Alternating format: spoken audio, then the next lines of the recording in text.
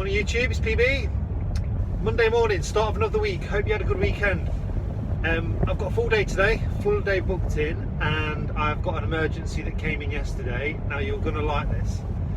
So it was a regular customer of mine, but she has got insurance, and in the middle of the night, at 3 o'clock in the morning, Saturday night, stroke Sunday morning, they text me because they woke up to a loud bang and water going everywhere. The electric shower, they said, sort of exploded.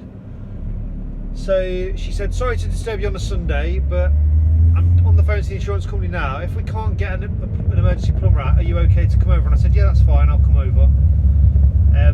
Got a text saying, oh, it's okay, the emergency plumber's on his way, it'll be 2 hours. So I thought, okay, that's good. Anyway, then I get a text. The plumber they sent couldn't do it because, brackets, he doesn't do showers. A plumber who doesn't do showers? Your guess is as good as mine. So I texted her back and I said, that's really rare to find a plumber who doesn't do showers. And she stuck up for him. She said, oh no, he's a drainage specialist, so he doesn't deal with showers. I thought, whatever. So I'm going there this afternoon, so I'll film that job, see what it was that the other plumber couldn't cope with. So this is the shower. You can see there it's absolutely pissing water out. So yeah, this other plumber's been out. Basically refused to touch it. Apparently he didn't even take the cover off. Now you can see there, it's obviously split. The plastic's become brittle where the mains water connects in. Why he couldn't have just took the cover off, disconnected that compression elbow and capped it off just to get the water back on, I don't know. But here's a closer look. So it's just cracked. I don't know how that's happened. They don't actually use this shower. She actually told me it was a shower they used to wash the dog. So they hardly ever use it, but it just popped in the middle of the night, so it just goes to show. So I'm just going to stick one of these Myra jumps in. Great showers these are. Multi-point entries, which is important. They don't make the one that's on the wall, the Zest, anymore, so I just brought over a universal one so I can just sort that out now. But yeah, that's it. This job, all I need to fix it is a slotted screwdriver. Now this is one of the benefits of working for letting agencies, because the tenant here has moved in and says the outside tap doesn't work, so they're paying me now to come out, use my time, my expertise to get to the bottom of this problem, and I know exactly what it's going to be. So we'll just pop inside, and under the kitchen sink there's going to be some kind of ISO valve, and what will have happened is we had some bad weather here recently, some cold weather. Someone will have turned this isolation valve off to isolate that outside tap to stop the pipe from freezing. And that's all it's going to be. So I'll just now, all I need to do is open this up, run the tap and check it. And, you know, I've had to drive here. You could say, how can you charge for that? Well, I've had to drive here. They could have come out and done it themselves, but no, they've not got the time. So they've paid me for my time to come out and do that. And that is one of the benefits. Nice, easy job, start of the day. Wish they were all like this, though. So any of you guys who follow me on social media will have seen on Instagram and Twitter at the weekend, I've got myself a set of those backhoe pipe benders, the 600 series. Now, it turns out you can't actually buy them. Nowhere online stocks them. You can buy the 10mm one, but they're about 180 quid.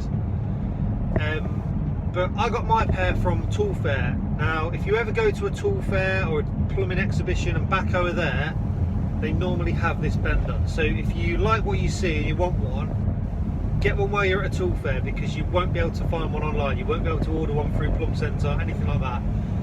Now, I'm going to do a review on this, so I was just having a play with it at the weekend, pointing through its paces, but you don't need it.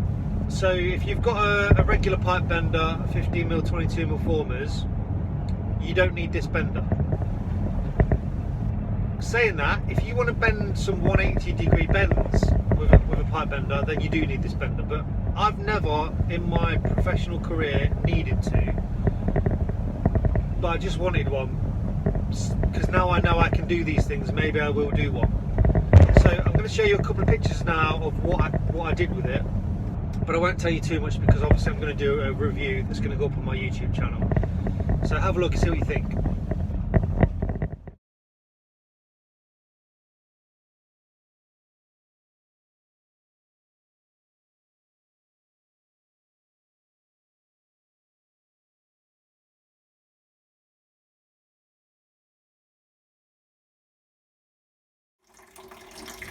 This job, I tweeted this because I came out here to do a landlord gas safety check, and you can see here they have fitted an external expansion vessel on the system, and for reasons unbeknownst to me or anyone else with common sense, they've drilled a hole through the case to take it out. You can see there at the back, that's the connection to the expansion vessel at the back. Because they couldn't be asked to take that one out, would have been too, take the flue out or lift the bore off the wall. They've actually drilled a hole through, spun the pipe round and fitted it there. I would have just teed in off that filling loop above the boiler on the return and put it on that. So I'm swapping this boiler today. Now, what I want to show you is a little tip. When I'm stripping down a boiler to replace it, any screws that I can get off it that are half decent, I like to save, and I keep them in my little screw box here. So you can see there I've took 4 off this so far. So I've got a collection here of all different kinds of screws, ones that I think will be useful, rare ones that I can use on other boilers. So the reason I wanted to show you this was because this next job I went to, this is another landlord gas safety, and the first thing I noticed was the last engineer has left a screw off. So we've got a loose cover because that case screw there is missing. So just nip to the van, get out my trusty box of screws, and then I know I'll have one in there just to fix onto this boiler, tighten the cover up. It's just a better job. I wouldn't leave a cover without a screw in loose, so yeah, that's it. Got called out to this radiator. Tenants only just noticed it was leaking. Well, by the state of that radiator, it's been leaking a long time, and someone's even wrapped toilet roll around it, so I don't believe that story, but you can't call a tenant a liar, so basically we're going to be swapping this radiator. Now, I want to show you a couple of bits. This is my Dicky Dyer. It's sort of a dust sheet work mat, but it's rubber lined. So it's waterproof, and then you've got a cotton top. And then it's got a couple of sections with the cutouts, which you can, if you're working and it works out that way, you can push those around your pipe to get you right in close.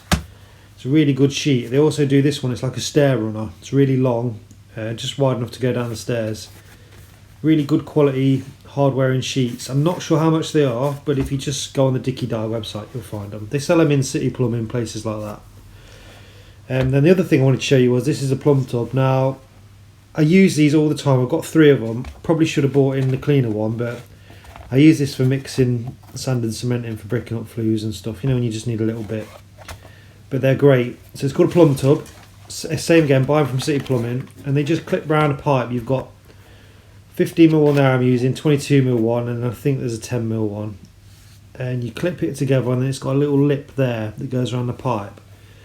So the idea is you can get into tight places, clip it around the pipe you're working on, and direct any water from the job you're doing into that tub. So I'll just show you here on this. So as soon as we undo it, you can see there some of it's running onto the pipe, and because of that special lip, it won't actually go through onto the floor.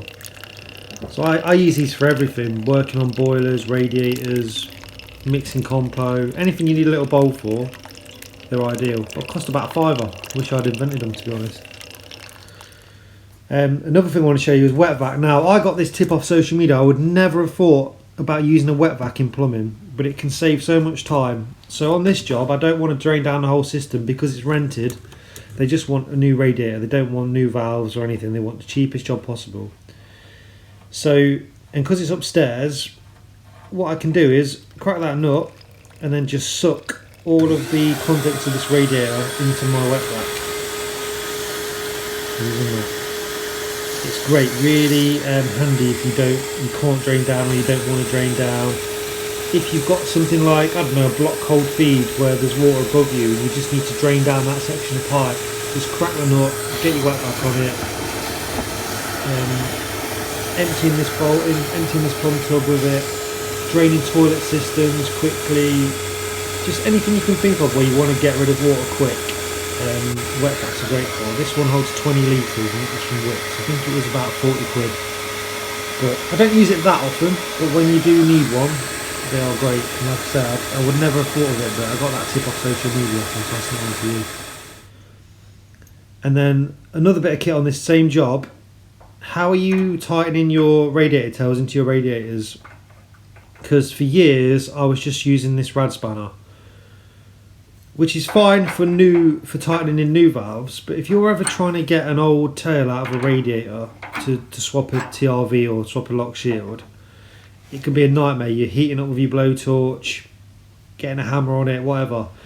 This bit of kit, if you've not got one, get one. It's a Rothenberger ratcheting radiator tool, and it's brilliant, absolutely brilliant. Where it comes into its own is taking old tails out of radiators.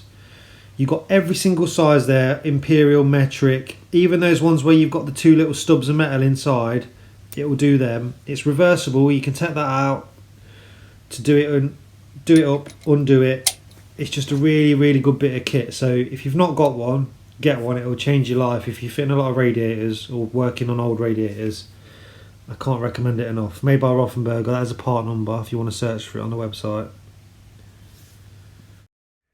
Hey guys, so first job Friday morning, I've got to repair this. I did a video on this last week, I think. This is the 10mm socket that's weeping on this 10mm pipe. So I've exposed the pipe there and gone to drain the system down, and of course, being a Friday, there's no drain point on any of the radiators. There's not even one on the boiler. So I'm basically fucked. So what I've got to do is, with my trusty wet vac, I've just basically made it so I can get this off, turn the lock shield off that side. And I've trapped the water in here. Now, I know this life of a job in Plumber is getting more like QVC every day, but if I've got a little thing, a little product or tip, I'm showing you because I think you'll find it interesting. So this is called a plumb thumb. So it's basically replacing me sticking my thumb on. Now, yeah, you could have put a 15mm stop end on there, but finding one of them in your bag when you need one can be a bit tricky. So these just, you know, slot in your bag somewhere in one of these pockets, easy to grab. This is the original version. This is metal, but they also make this plastic one called a plumb thumb. So you've got the 1/2 inch on that end and the 3/4 on that end. So if you're using, you know, an old Union type lock shield, you've got a pair of these. You can do both sides. If you've got TRV one side and a Union type the other, this pair of plumb thumbs can do it. Now I think the idea of them is not only can you cap it off, but it's also something you can lift the rad by. You've got something to grab onto. So when it's in, obviously when you're taking rads out, it stops you dripping crap all over the carpets and stuff. But for me this morning, I've trapped the water in this radiator so I don't lose any of the water. And then now I can just, with my wet vac again, which I think I've already showed you in this week's video.